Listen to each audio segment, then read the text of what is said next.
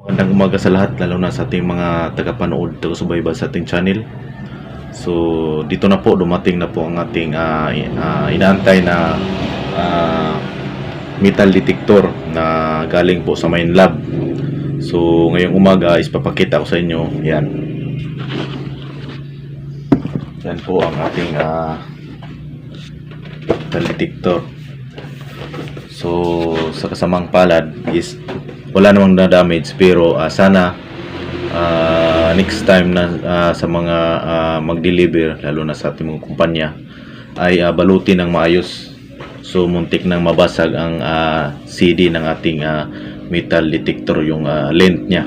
So nabutas ito, nabutas. Mabuti na hindi ito tumama sa lente ng ating metal detector. So ito siya,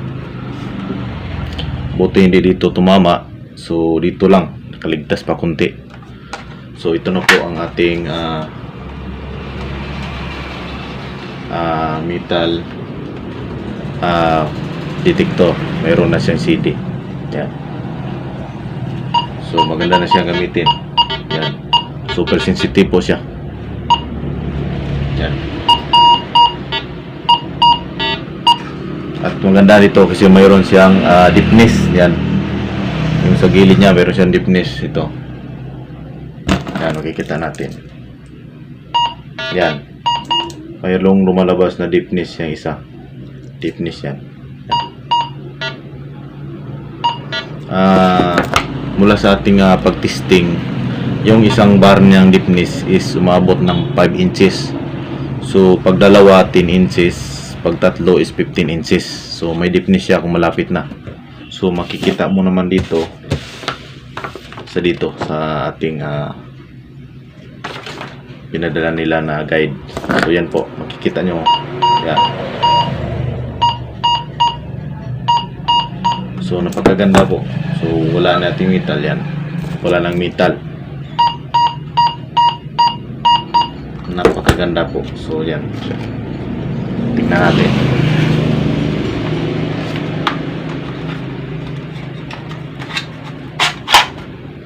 Yan.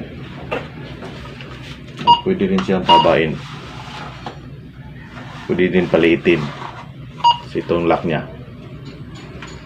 So yan, napakaganda po talaga ang ating metal detector. So go find there. So mayroon siyang deepness.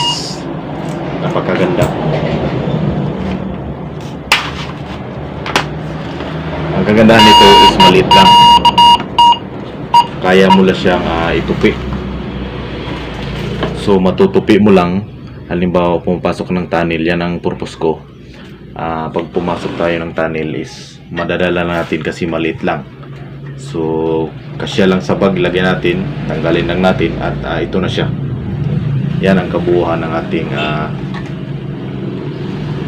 metal detector. So ang nakita ko nito is dalawa lang pala kami nito na mayroong ganito. Nakita ko sa mga video sa ating YouTube channel is si Surigausan lang o at ako ang mayroong ganito. So mayroong kamahalan lang kunti. Yan. So medyo may kamahalan siya. So mayroon din siyang sticker. Yan. Galing po ito ng Main Lab. So yan, ang sticker niya. Ito rin na, yan. Galing pong Main Lab talaga siya. So mayroon siyang sa warranty niya. Dito. Yan. So ito nakikita natin. Yan. Deepness, yung deepness niya. Yung deepness niya is shallow, medium, deep. So sa pag-test ko ay kaya niya ng pag malapitan is 5 inches is magdidetect na yung gaano nakalapit yung dinitik mo. So pag malayo-layo is medium yan. So matahaba-haba pa. So pag malapit ka na, malayo-layo pa is deep. So malayo pa. So yan po ang kagandahan ng ating metal detector. Yan. So muntik na sana. Kaya ito. So dumating na po yung cargo. So yan ang pinakamahirap pagpakargo po. Mahirap talaga sa cargo kasi matagal, tapos palipat-lipat yung item. So yan po mangyari. So mas maganda talaga is mayroon kang kakilala na maganda mag-deliver. So kulang talaga, hindi talaga naabutan ng bubble wrap kasi tinatanong ko sila bakit walang bubble wrap. Naubusan daw na sila ng bubble wrap. So nagkataon talaga. So okay naman kasi wala namang damage. Yan. So wala namang damage ang kanilang gamit. So okay naman. So kinuha ko. So ito na siya. So maganda po siya talaga. Maliit lang yung coil niya pero sensitive. Yan ang pinakamaganda basta original. So huwag kayong bibili ng mga malukal lang tulad ng sa Shopee, Lazada, or dyan sa anong pangalan yung isa na yan. So mas maganda bumili kayo sa Minelab, sa Bourbon Electronica, or dyan kayo bibili sa Amazon. Mas original pa yan. So tuloy ito Minelab. Ito po siya. So kagandahan nito is tested na po siya. So dalawa lang po ang nakita kung mayroon kaming ganito. Yan. Diyan mo makita mayroon ba siyang logo ng seal. So dito makikita mo rin Minelab. Yan. Kita mo talaga. So may mga nakalagay pa dyan. So dumating na ang ating pangtanil. Pangtanil sa loob ng kahoy, sa loob ng bato. So maganda talaga siya kasi mayroon siyang ID. So may ID kung dinitik mo, kung mayroong bakal, at kung mayroong bakal dinitik mo. Yan, tulad yan.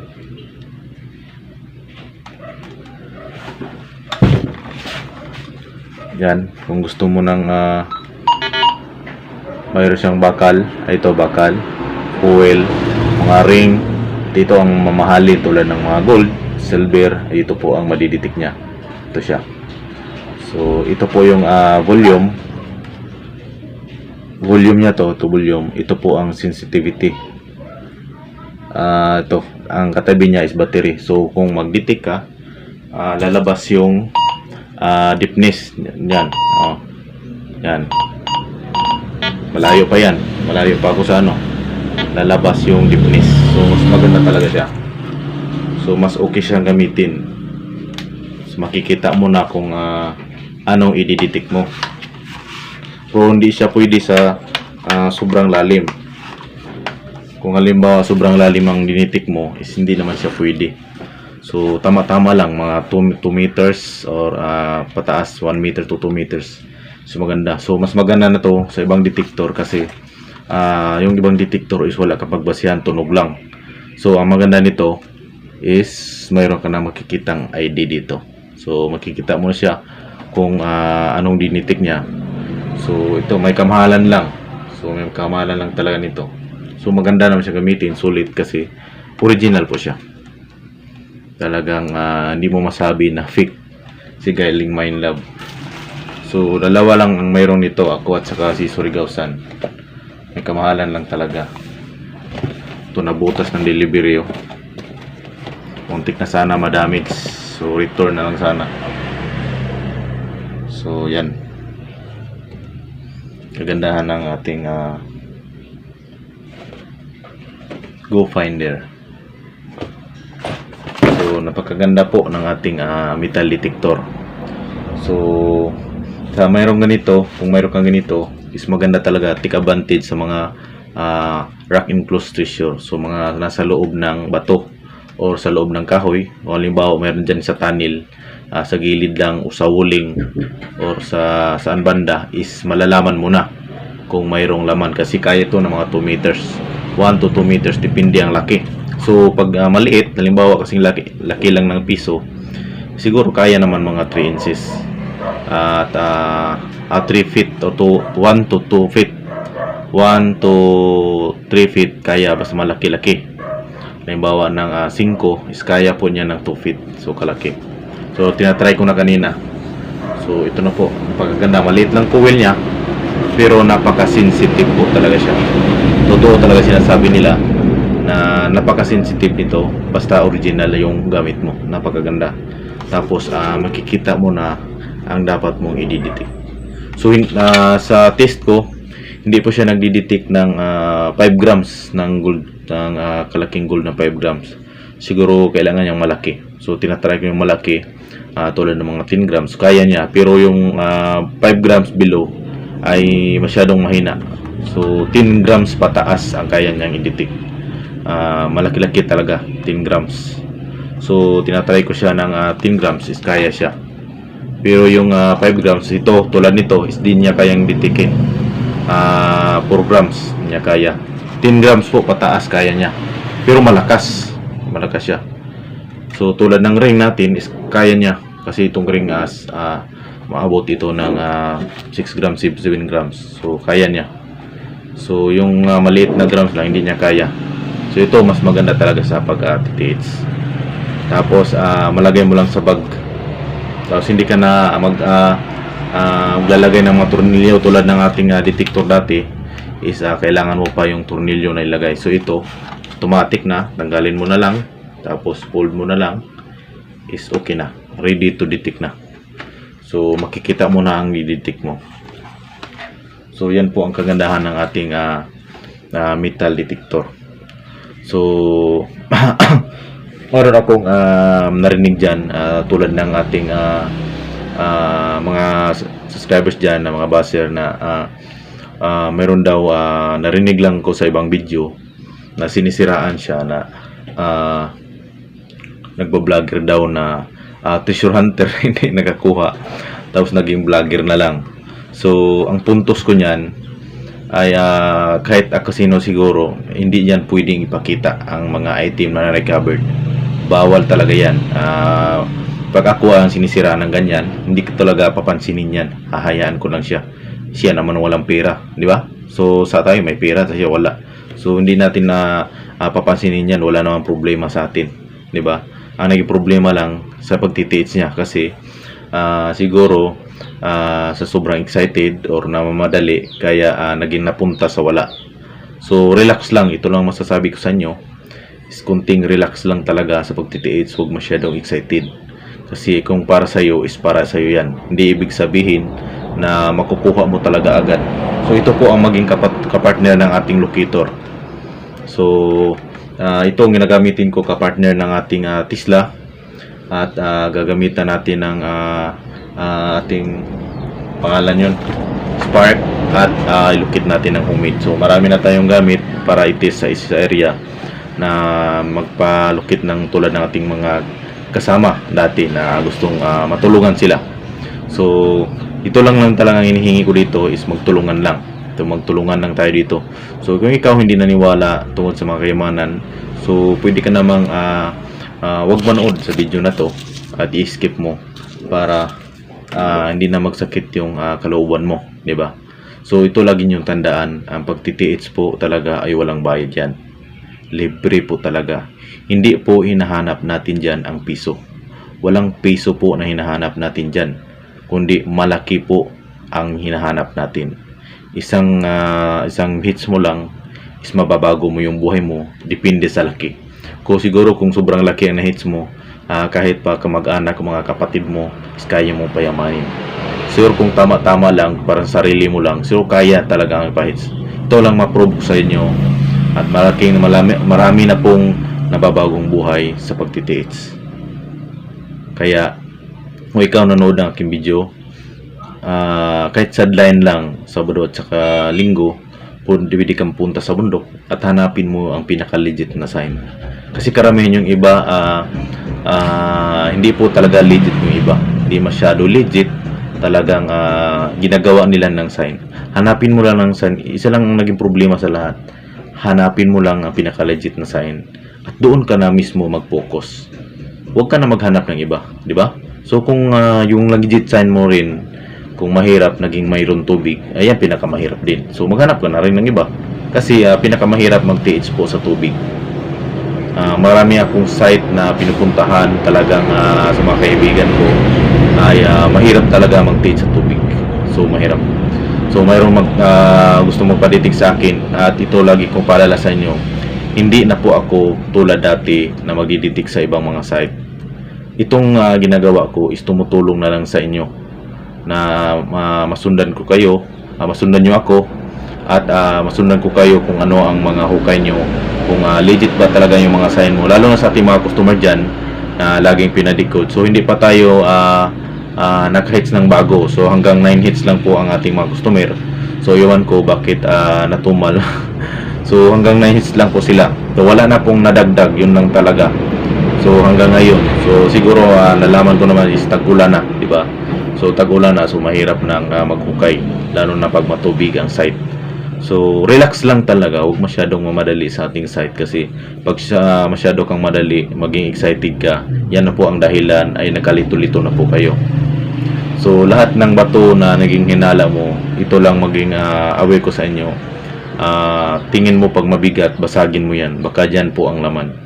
Kasi karamihan po baka lagi kayo naghuhukay at humahawak sa kayo sa pala nyo, tinatapon nyo na pala. So napakasayang, yung hinahanap mo is tinapon nyo na pala. Ilang beses mo yung pinag-aralan, ilang beses mo dinitik, tinapon mo lang pala. Ilang beses ka na naghukay dyan, huminto ka na, isang dangkal ka na lang, yan na naging problema, iniwan. So yan na naging problema sa lahat.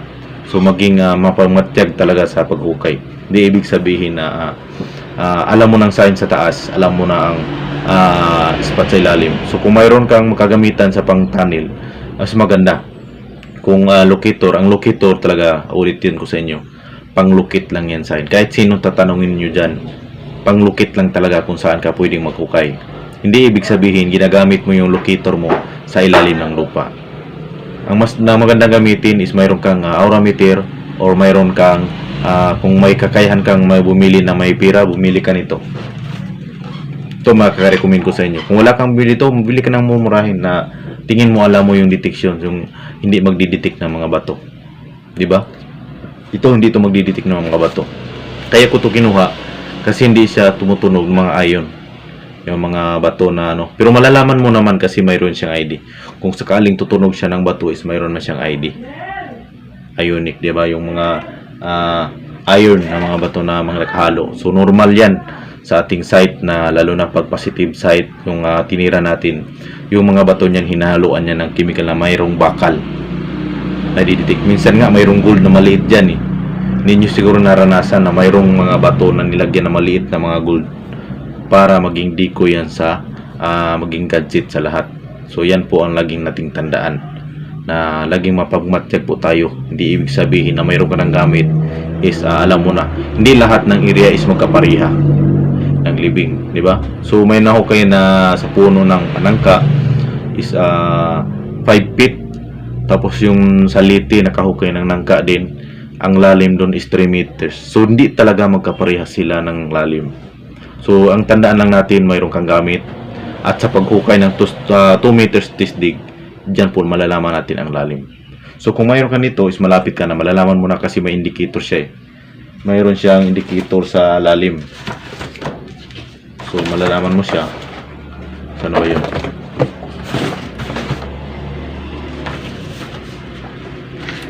Kasi mayroon na siyang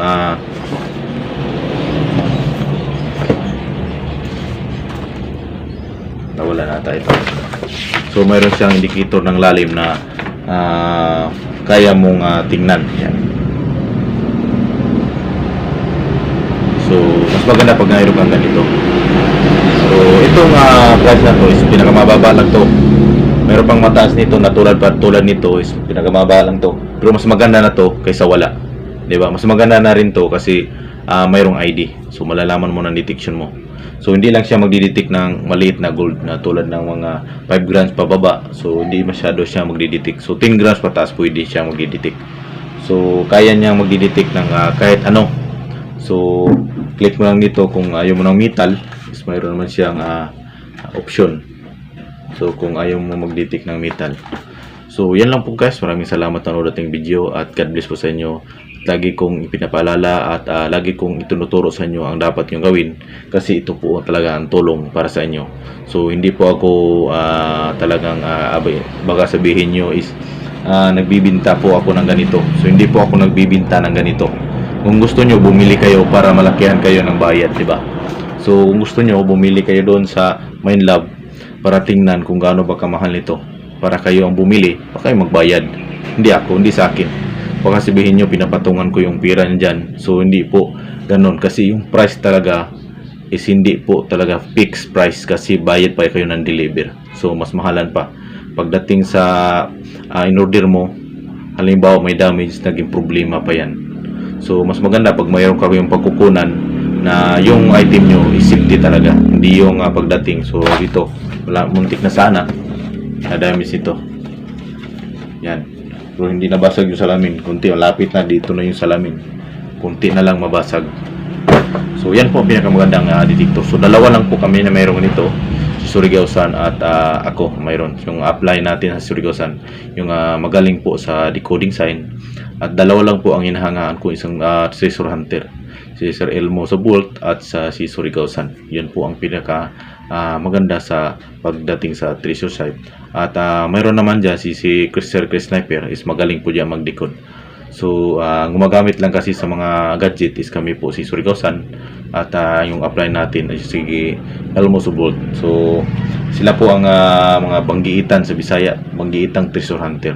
So, tayo is mga tulad ng nasabi ng dati, mga baguhan lang tayo, di ba? So, mga baguhan. So, depende yan sa paghahanap. So, mayroong baguhan din na hindi marunong. So, mayroon ding baguhan na marunong. So, ganun lang. So, God bless po sa lahat na natin nanonood ng ating video. Sana huwag kalimutan na mag-subscribe dito sa baba para lagi updated sa ating mga video. Lalo na sa ating mga pa-promo. So, ito po ang lagi nyo tandaan. I-click nyo yung notification bell, pindutin nyo subscribe para halimbawa kung mayroon tayong pa-promo is maka-update yan sa messenger nyo. Maka-update yan, mayroong mag-message niya na nag-upload ng video. Kaya hindi kayo siguro updated kasi hindi nyo na-subscribe yung baba. So, subscribe nyo sa baba para kung mayroon tayong promo at makakuha tayo is maganda na yung detector bigay natin. So, sundan nyo lang. So, yun na po ang kabuhan guys. So, ito na po. So, salamat po sa panonood ng ating video. God bless po sa inyo.